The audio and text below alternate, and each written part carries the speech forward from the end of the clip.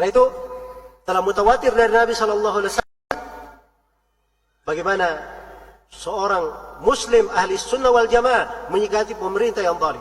Dan ini saya katakan ahli sunnah wal jamaah. Kalau ada yang keluar dari jalan ini, itu bukan jalannya ahli sunnah wal jamaah. Saya bisa datangkan dari buku-buku, dari ucapan-ucapan para ulama ahli sunnah wal jamaah dari masa para sahabat, para tabi'in, tabi'ut tabi'in, dan para ayat yang datang setelahnya, termasuk imam 4. Semuanya memerintah untuk mendengar dan taat kepada pemerintah, walaupun dia adalah pemerintah yang zalim, menindas rakyatnya.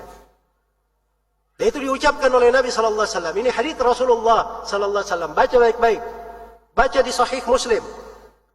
Dari sahabat Hudzaifah ibn al-Yaman radhiyallahu taala anhu. Nabi sallallahu alaihi wasallam bersabda, "Sayakunu ba'di umara, sayakunu ba'di a'imma yahtaduna bighairi hudaya wa yastannuna bighairi sunnati." Akan datang nanti setelahku pemimpin-pemimpin. Mereka ambil petunjuk bukan petunjukku, mengambil sunnah bukan sunnahku. Yaqumu fihim rijalun qulubuhum qulubus syayatin. Di tengah mereka para pemimpin ini ada sekelompok lelaki hati-hatinya seperti hati para syaitan. Fi juthman ins, hati syaitan-syaitan yang berada di jasad manusia. Hudzaifah bertanya, "Ya Rasulullah, Mada fama ta'muruna adraktu dzalika?" Apa perintahmu kalau saya dapati pemimpin seperti ini? Kata beliau, "Isma wa ati' lil amir wa in duriba dhuhruka wa ukhidha maluka, isma wa ati'." Kata beliau, dengar dan taat kepada pemimpin. Walaupun punggungmu dipukul, walaupun hartamu diambil, dengar dan taat kepada pemimpin. Itu jalannya ahli sunnah. Bukan mereka senang ada kezaliman. Bukan mereka membiarkan adanya kezaliman, dirubah dengan cara yang benar. Kezaliman itu kemungkaran, tidak ada yang suka. Tapi rubah dengan cara yang dibenarkan oleh syariat. Ini ingat, Nabi SAW memberikan keputusan yang harusnya membuat kita semua takut. Bersabarlah kalian, sampai kalian berjumpa denganku di telaga.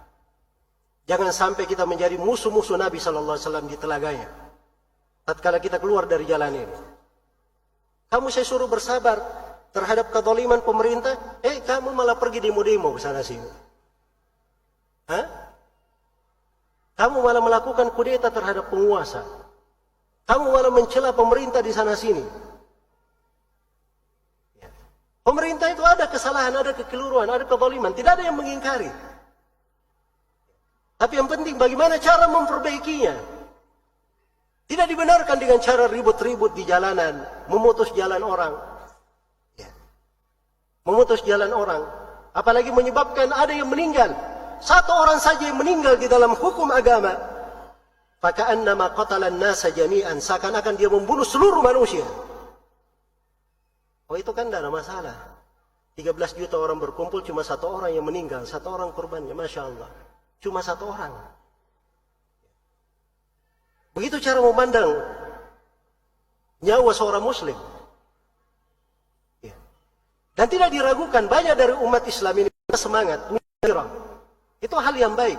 Tapi semangat ini, itu harusnya berjalan sesuai dengan tuntunan Rasulullah SAW. Itu hadits-hadits Nabi yang saya bacakan. Saya tidak baca sesuatu apapun dari diri saya. Hadits Rasulullah SAW. Nabi memberikan penjelasan bagaimana cara menasihati pemerintah. Kata beliau, "Man kana innahu nasihatul lidhi sultan, fala yubdiha alaniya, wal ya'khudh bi yadihi wal yansahhu sirran, fa in qabila minhu fadak, fa in qabila minhu faidak, wa illa faqad addama alaihi." Siapa yang punya nasihat kepada pemerintah, jangan dia sampaikan terang-terangan. Tapi hendaknya dia pegang tangan pemerintah itu. Dia nasihati secara rahasia. Kalau diterima darinya, itu yang diinginkan. Kalau tidak diterima, dia sudah tunaikan tanggung jawabnya. Dia sudah tunaikan tanggung jawabnya. Iya. Dari seluruh pemerintah yang zalim, mungkin di hari-hari ini yang pernah kita dengar, tidak pernah kita mendengar ada pemerintah yang lebih zalim daripada Fir'aun. Lebih kafir dari Fir'aun. Bersama dengan itu, tidak ada sejarahnya Nabi Musa dan Bani Israel mendemo Fir'aun. Iya. Yang ada itu dia diperintah diperintah bersabar. Karena kesabaran Bani Israel inilah Fir'aun dan bala tentaranya semuanya dibinasakan. Karena itu ketika disebutkan nikmat Fir'aun dan bala tentaranya dibinasakan, Allah hanya menyebut satu amalan solehnya Bani Israel. Cuma satu saja. Allah berfirman di surah Al-A'raf, "Wa awrathnal qaumal ladzina kanu yastad'afuna masharikal ardi wa magharibaha allati barakna fiha wa tammat kalimatu rabbikal husna ala bani Israil bima sabaru." Dan kami wariskan bumi timur dan baratnya, Baitul Maqdis. Tadinya tempatnya dikuasai oleh Fir'aun. Kami wariskan bumi ini timur sama baratnya untuk Bani Israel, dan telah sempurna kalimat Rabbmu yang maha indah untuk mereka disebabkan karena kesabaran mereka. Tidak ada hal yang disebut kecuali apa? Kesabaran. Karena itu kata Al-Hasan Al-Basri, kalau ada kezaliman, dan bersabar saja, tidak akan lama Allah akan ganti pemerintah itu. Iya. Tahu Hajjaj bin Yusuf? Hajjaj bin Yusuf Al-Thaqafi. Ini dikatakan saffah, orang yang gemar menumpahkan darah. Iya. Ulama saya dikejar, sampai ada seorang alim yang membuat nama-nama yang dikejar oleh Hajjaj bin Yusuf. Saking banyaknya ulama yang dikejar oleh Hajjaj bin Yusuf ini. Iya. Hajjaj bin Yusuf ini ada di akhir masa para sahabat. Anas bin Malik ketiga didatangi oleh manusia, para tabi'in di akhir masa sahabat ini. Anas bin Malik berkata, "Isbiru hatta talqauni 'alal haud." Hakadha sami'tuhu min nabiyikum sallallahu alaihi wasallam. Kata Anas, sabarlah kalian sampai kalian menjumpaiku di telaga. Demikianlah sabda Nabi kalian, Nabi Muhammad sallallahu alaihi wasallam. Itu wilayahnya para sahabat, diamalkan oleh para tabi'in. Apa yang terjadi? Sebentar saja setelah itu Hajjaj bin Yusuf diganti. Siapa yang naik setelahnya? Pemerintahan siapa setelah Hajjaj bin Yusuf?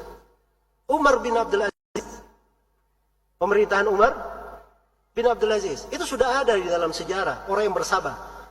Tapi kalau orang yang melakukan kudeta terhadap pemerintah, ya, selalu menentang pemerintah, itu belum pernah tercatat di dalam sejarah. Ada sebuah umat yang keluar kudeta terhadap pemimpinnya, lalu membawa kebaikan di tengah umat itu. Itu belum pernah ada di dalam sejarah. Yang ada hanya kebinasaan, kehancuran, kerusakan perekonomian, pertumpahan darah, dilanggarnya penghormatan dan seterusnya.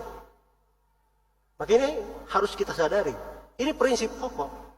Ingin berjumpa Nabi di telaganya? Ini syaratnya dari Nabi. Sabar kalian sampai kalian menjumpaiku di mana? Di telaga. Itu seorang umat Islam seperti itu. Dia tidak lihat pada hak dirinya. Oh, saya banyak dizalimi, saya harus menuntut hak diri namanya. Kamu cari dunia, ikut hawa nafsumu. Tapi kalau kamu ingin agama, ingin negeri akhirat, ingin sorga, sabar kalian sampai kalian menjumpaiku di telaga.